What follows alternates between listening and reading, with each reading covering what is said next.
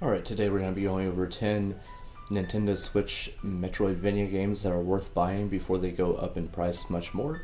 These are all going to be around $30 and less, some of them as low as 10 or 15 bucks.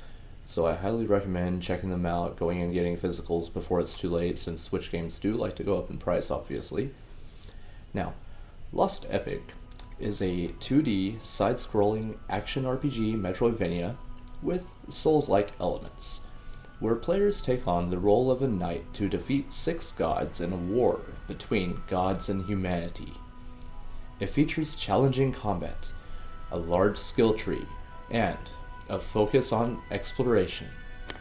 No game is perfect, so some reviews do mention potential issues with map clarity and quest design. I personally don't remember having any issues of any kind other than it feeling a little clunky and floaty, but not to the point of bothering me at all. I was way too busy having a ton of fun. This game was so surprising and addicting, I could not put it down at all until the credits rolled. I also would like to mention that the last time I looked up the price, it was around $80-ish, but now it is going for no more than 30-ish. So I'm guessing it got a reprint or something, so I would highly recommend trying to get this game before it goes up in price again. This game wasn't developed by them, but it features an aesthetic very similar to games made by Vanillaware, like Dragon's Crown, Unicorn Overlord, 13 Sentinels Aegis Rim, Odin's Fear, Murmosa the Demon Blade, which not enough people have played, and many, many others. If you are unfamiliar with Vanillaware, they have one of the most beautiful art styles ever, and you should definitely check out their library of games. They almost always do a different genre, so they have a wide variety to choose from.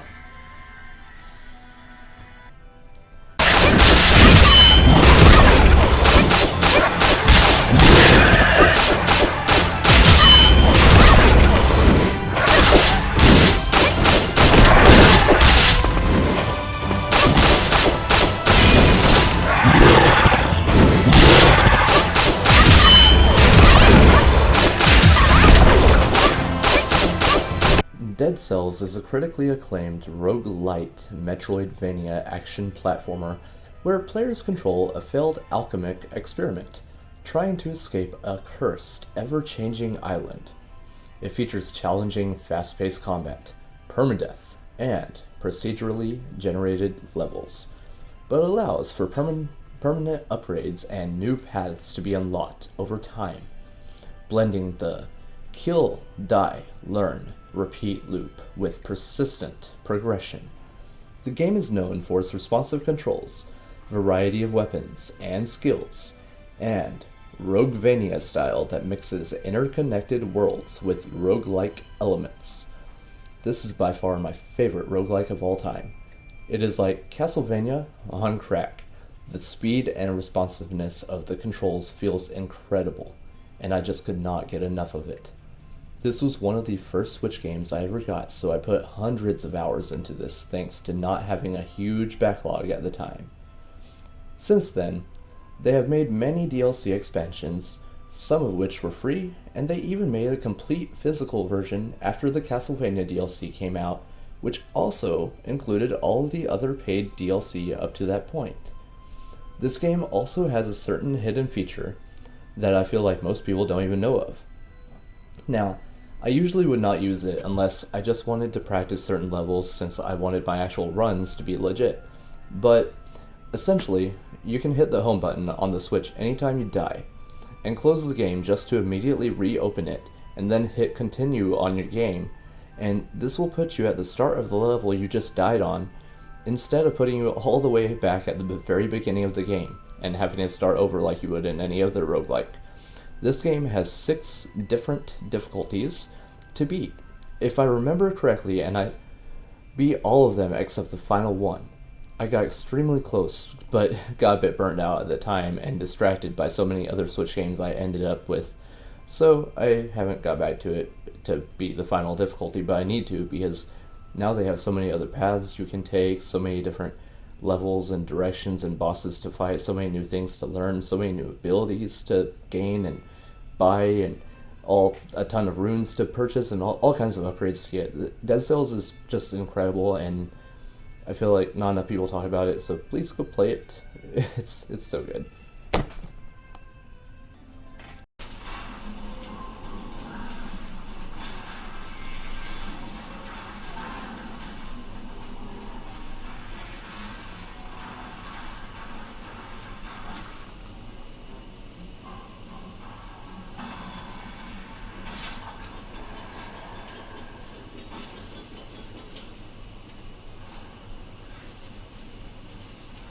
Bloodstained Ritual of the Night is a side-scrolling action RPG and spiritual successor to the Castlevania series.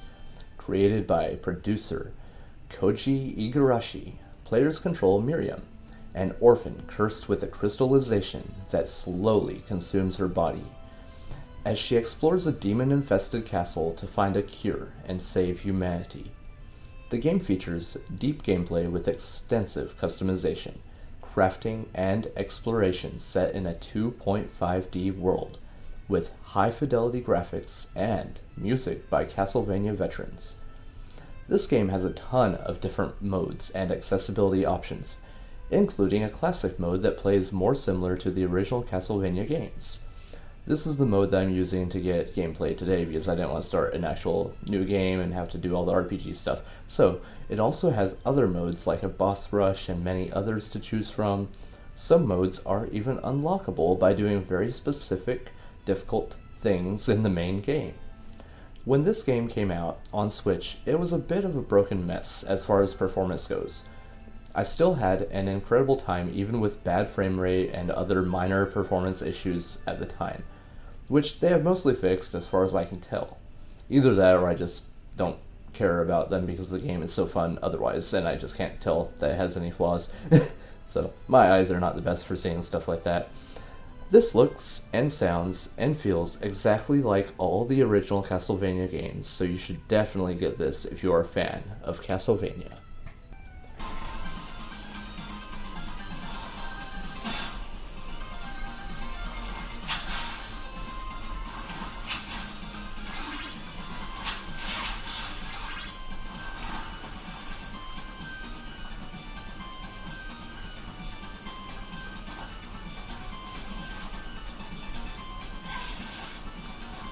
Azure Striker Gunvolt, the Striker Pack, is a combo pack of 2D side-scrolling action platformers known for their fast-paced combat, deep story, and gameplay similar to Mega Man Zero. Featuring lightning-wielding protagonist, Gunvolt, fighting against a powerful conglomerate. Key mechanics include tagging enemies for multi-target attacks, and a live novel system, where story unfolds during gameplay. These games are extremely fun and addicting. I had a ton of trouble putting them down when I originally started them. Mega Man is one of my favorite series of all time, so I am always eager to try any new Mega Man-like games, and these are some of the best I've ever tried. They are extremely fun and addicting. This one features some of my favorite things ever, like getting to level up and upgrade stuff along the way. I always appreciate stuff like that, since you can pretty much always make progress in some way, even if you suck at games like this. The controls are extremely smooth and responsive. You get a wide variety of different weapons and abilities to attack with. It has been about 7 years since I played through these, so I definitely need to do a new playthrough sometime to freshen my mind. I ended up having a ton of fun just getting the short amount of gameplay I needed today. You know it's a good game when you forget that you need to get gameplay of other stuff as well. I didn't want to turn this one off.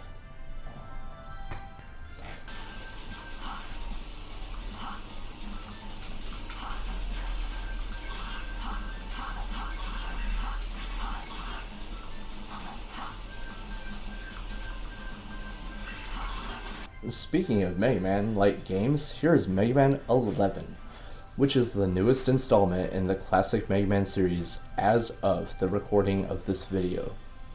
It is a side-scrolling action platformer featuring a new 2.5D art style that blends hand-drawn environments with 3D characters. It introduces the double gear system, allowing players to temporarily boost Mega Man's speed and power, and offers multiple difficulty settings to cater to both new and veteran players. The game follows the classic formula of defeating 8 robot masters to steal their weapons, with a new story involving Dr. Wily. This game isn't anything too crazy or special, but it is a mainline Mega Man game, so I feel the need to talk about it, especially since number 12 has officially been announced and will be out sometime next year, assuming nothing stupid happens to it. This game is a great time, but it's not the best Mega Man game ever made. I look forward to seeing how number 12 will build off of and improve from the formula that was number 11.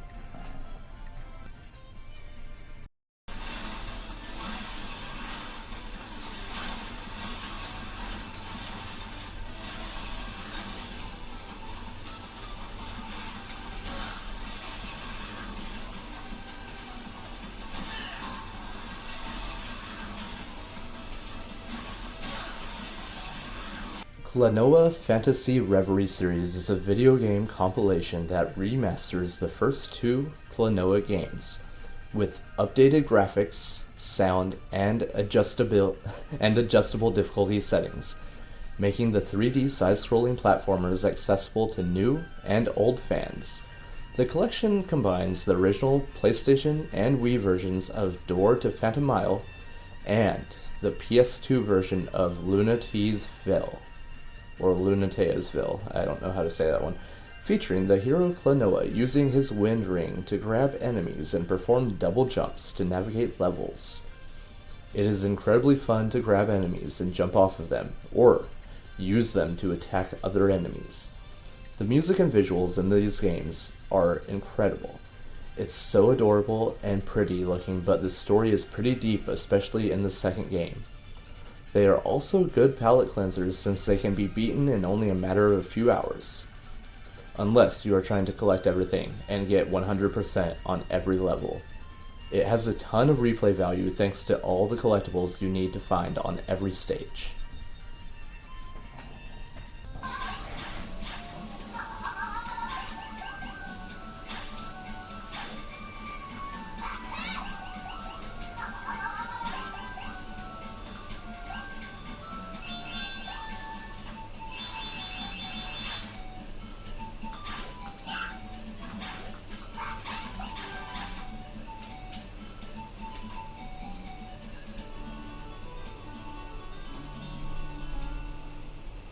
Record of Lodoss War Deedlit in Wonder Labyrinth is a 2D action RPG Metroidvania game where you play as the High Elf Deedlit, exploring a mysterious labyrinth to uncover its secrets.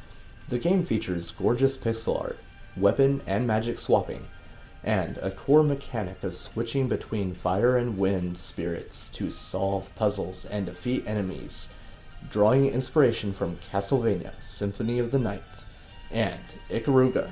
This game is based on a pretty good anime from the 80s that is definitely worth a watch if you enjoy older anime. This game is perfect for any fan of the Metroidvania Castlevania games.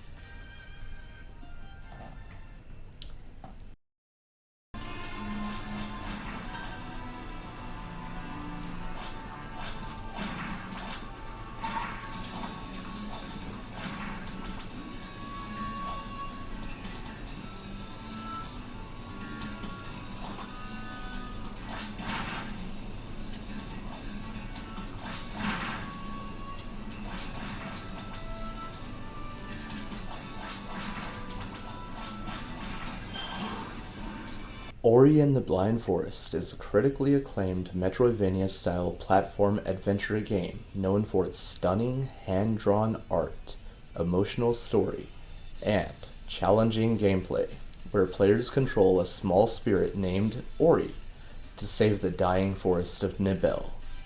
It features fluid platforming, puzzle solving, and a unique Soul Link save system, with a definitive edition adding new content and features. This game nearly saved gaming for me. I unfortunately bought an Xbox One as soon as they came out because I was an Xbox 360 fan, and unfortunately at this time I only had the one console, which caused me to start thinking, gaming might not be for me anymore. But no, it was just because Microsoft decided to give up after the 360 and stop making games worth playing for the most part, until this beautiful gem came out and saved me from boredom. This is one of the best games ever made. The music and visuals are incredible, and even though it doesn't exactly have dialogue, it still manages to tell a very heartwarming story. I highly recommend it if you are like me and you enjoy being depressed and having leaky eyes while playing games.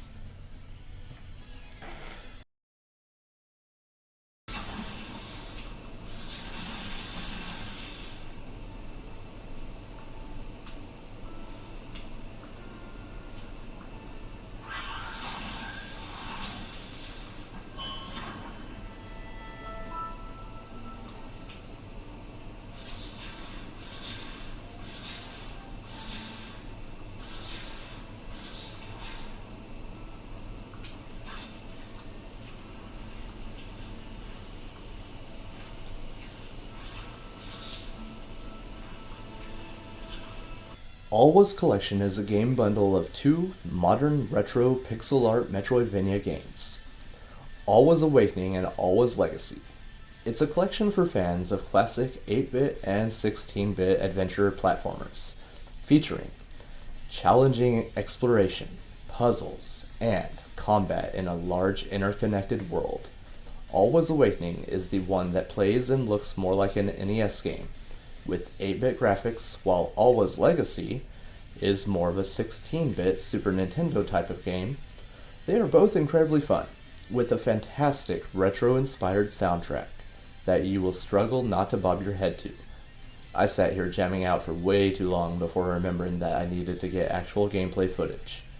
The controls are extremely smooth and responsive, and overall, feel better than most games from the NES and SNES days. Don't let my terrible lack of skill fool you. I got practically no sleep last night, so most of my gameplay today has been very, very lackluster.